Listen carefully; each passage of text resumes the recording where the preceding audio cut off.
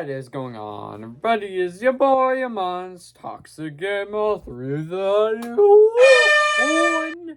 Back at it with another review, and if you couldn't tell by the hat again, I am going to be reviewing Indiana Jones and the Temple of Doom. And if you guys are new to the channel and wonder why I'm doing this, it is because Dial of Indiana Jones and Dial of Destiny comes out Friday, and I'm trying to review all the movies before I review it on Saturday, so I make a cool little watch series for you guys. And before we get into the actual video itself, guys, don't forget to subscribe if you're new to the channel, because number one, it's absolutely free. Number two, we're on the road to 300 subscribers. Just 83 away now. Really help out your boy if you did subscribe. That also goes for people that have been watching my channel for a while and haven't subscribed yet. Don't forget to like the video if you like my toxic review. Don't forget to ring the bell for notifications so notification when I upload. Also, do share the video because it'll also help me out. And do feel free to comment as well. But before we get into the review, let's give a quick plot synopsis, shall we? So transition and Shazam. Adventure sequel. Intrepid archaeologist Indiana Jones, on the trail of fortune and glory in old Shanghai, is ricocheted into a dangerous adventure in India. With his faithful companion, Short Round, and nightclub singer Willie Scott, Indy goes in search of the magical Sankara stone and uncovers an ancient evil which threatens all who come into contact with it. Alright, so before going into this, if you want to learn my history of Temple of Doom, when I was younger, there was a few movies like that I wasn't allowed to watch because my mom thought it was a little bit much. Not like a lot, but like some. Like, for example, Dark Knight, but that's a story for another day because how crazy Heath Ledger's performance was. And this, which... So, basically, I was a big fan of Indiana Jones. I always realized there was a second Indiana Jones and thought Last Crusade was number 2. And I never watched it or whatever, and I was going like, can I watch that one? And then I think like one of time eventually when I asked, we watched it. And it was a while since I've seen it. And recently, not too long ago, I rewatched it, and I was going like, no wonder why this movie I wasn't allowed to watch, because compared to Raiders of the Lost Ark, whoo, this is dark. I mean, like, Indiana Jones and Raiders of the Lost Ark has, like, faces melting and stuff, but this is way more darker. And also, if you just want clarity, yes, I rewatched it last night again as well, so I can have more in-depth thoughts. And the review is over there for somewhere. But here we go, and I will be using the classic toxic meter yet again to judge this film. And oh, this is the wrong one. This is the review. There we go. Okay, so, by the way, I would just like to point something out as well. This is actually a prequel to the first Raiders of the Lost Ark, because Raiders of the Lost Ark says, like, it's in 1935, like, that's when Indy's doing his stuff. And then this one's in 1933, which I thought that was a little bit interesting, that this is kind of a prequel, so, yeah. But with that being said, we always start with the good, so let's go into the good. So as a big, like, horror movie fan, the dark tone compared to the first one, I thought it was pretty creepy. Like, all the grotesque stuff that they have in here, like, they have, like, the kills are pretty brutal.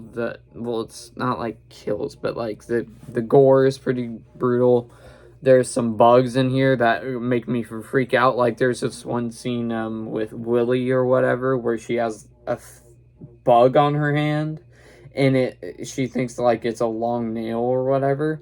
And I think I've looked away at that scene a couple of times because, oh, I hate bugs. Like, I don't hate little bugs, but I hate like big ones like tarantulas. Ooh, see ya, I'm out. But yeah, that scene always got me. And there's a bunch of like very brutal stuff in here. What other stuff? Is that all like the dark stuff? I'll talk about the dark later as well. But yeah. Then we have another positive with the villain.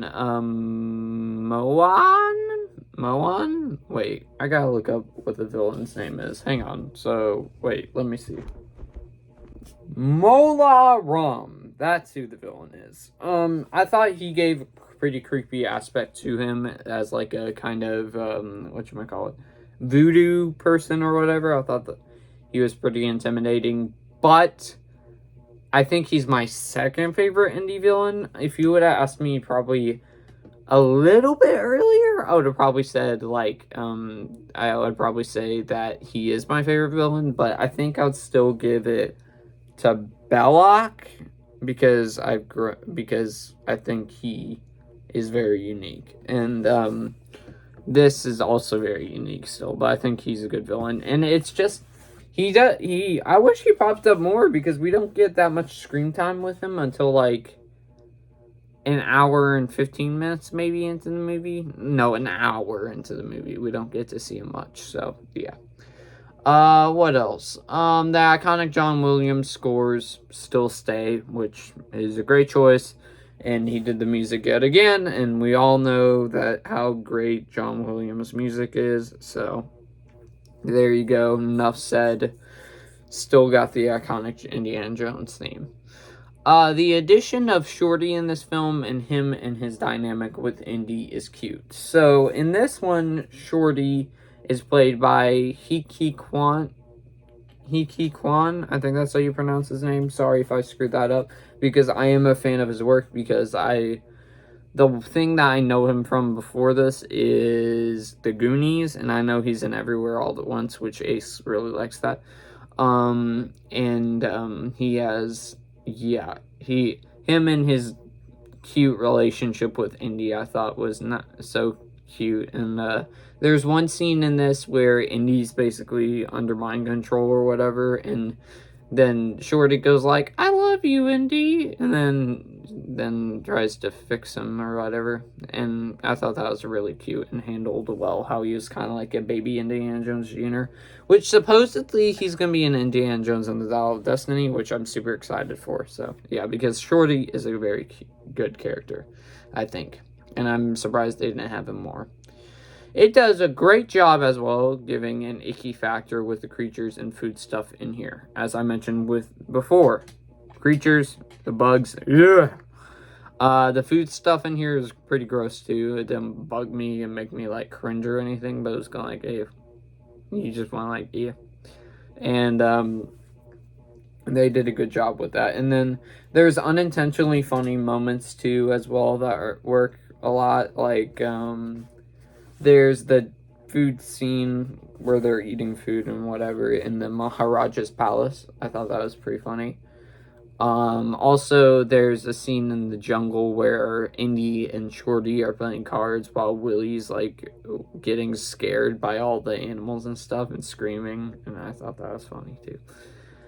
So that is all the positives right now I have of Indiana Jones and the Temple of Doom. Let's move on to the mix now. The dark tone, I think, makes this not as much rewatchable as the other two, because, listen to me, I am a big, like, gore guy sometimes. It depends on my mood, but, like, the gore scenes in here, like, I make this one not as rewatchable compared to the other indie movies, so... Like, because there's literally a scene where Mola literally rips a heart out of a person while he's still alive, and then it's still beating or whatever, and then the person goes into, like, a fire pit and almost dies. So, I thought that was freaky. That's the scene I was talking about. I would say probably a kid still can watch this if you, like, skip that scene or whatever, but, yeah. That's the only mixed I have, and I have two bad. Okay, this might be a problem with the first Indiana Jones, but it grew over me over time. The bad, but did not grow over me in the second one. At some points, people might think that the movie's gonna end at some certain points who haven't seen the movie before, and it doesn't, and it just keeps on rolling and moves on to another scene. And I thought, like, yeah, I didn't think you needed, like, to add extra scenes, but, like, they could have trimmed some scenes in here, but, yeah, at the same time, it's kind of good that they kept those scenes in there. So I'd probably still put it in the mixed, probably. Then we have one negative, the one that most people comment. The character of Lily is so freaking annoying. I don't think she bugs me a lot, but she is annoying. Oh my goodness. And yeah, the Marianne was not as annoying as her, which, yeah, yeah, she's funny at some points, but she's annoying at some points. Same thing that I kind of felt with, like, with Barry number 2 from The Flash, how he was funny sometimes, but he was also annoying. And same thing with Willie here, but yeah, it bothered me more than Barry number 2. So with that being said, that is my review right there. That is all the thoughts I possibly can come up with, but before we get into actual ending of the video itself, guys, don't forget to subscribe if you're new to the channel, because number 1, it's absolutely free. Number 2, we're on the road to 300 subscribers, just 83 away now, and that would really help out your boy if you did subscribe. Don't forget to like the video if you like my toxic movie reviews, and ring the bell for notifications and notification when I upload. Also, do share the video because it also helps me out, and do feel free to comment your thoughts down below of Indiana Jones and the Temple of Doom. And if you're wondering what the score will be, let's bring up the toxic meter. I will give it a toxic goodness, a B+, because I don't think this was near perfection as much as Indiana Jones and the Raiders of the Lost Ark was, but it is still a watchable movie, and you should definitely check it out. So, with that being said, that is it, folks, and tomorrow I am going to be reviewing The Last Crusade, which I don't know we'll see what I think. It's been a while since I've watched it, like a month or 2 or 3 months. So, might have different opinions. We'll see. And with that being said, I'll see you in the next one, everybody. Peace out. I didn't drop my hat this time.